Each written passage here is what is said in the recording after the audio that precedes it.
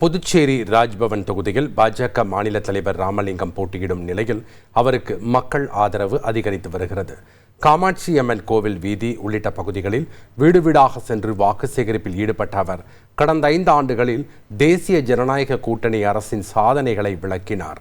அவருக்கு மக்கள் ஆரத்தி எடுத்தும் மலர் தூவியும் உற்சாக வரவேற்பு அளித்தனர். இதையடுத்து பேசிய ராமலிங்கம், தாம் வெற்றி பெற்றால் ராஜ்பவன் தொகுதியை இந்தியாவின் சிறந்த சட்டமன்ற தொகுதியாக மாற்றுவதாகவும் உட்கட்டமைப்பு வசதிகளை மேம்படுத்தி மக்களின் வாழ்வாதாரத்தை உயர்த்துவதாகவும் உறுதியளித்தார். மேலும் மத்திய அரசு மற்றும் புதுச்சேரி முதல்வர் ரங்கசாமி ஆதரவுடன் அனைத்து திட்டங்களையும் செயல்படுத்துவதாகவும் வெற்றி பெற்றால் பிரதமர் இத்தொகுதியை தத்தெடுக்க முன்வந்துள்ளதாகவும் தெரிவித்தார். பாரதிய ஜனதா கட்சி டெல்லியில் ஆள்கிறது. அதை ஒத்த அரசு புதுவையில் அமைந்தால்தான் இந்த நலத்திட்டங்கள் எல்லாம் தொடர்ந்து கிடைக்கும். இது ஏனென்றால் இது யூனியன் பிரதேசம். டெல்லியை சார்ந்து அனைத்து விஷயங்களிலும் இருக்க முடியும். நான் வெற்றி பெற்றால் இந்த ராஜ்பவன் தொகுதியை இந்தியாவிலே ஒரு சிறந்த ஒரு சட்டமன்ற தொகுதியாக கண்டிப்பாக ஆக்குவேன்.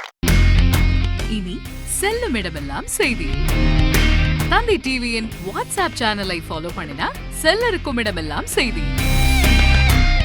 இதோ QR கோட் இப்பவே ஸ்கேன் பண்ணுங்க, ஃபாலோ பண்ணுங்க.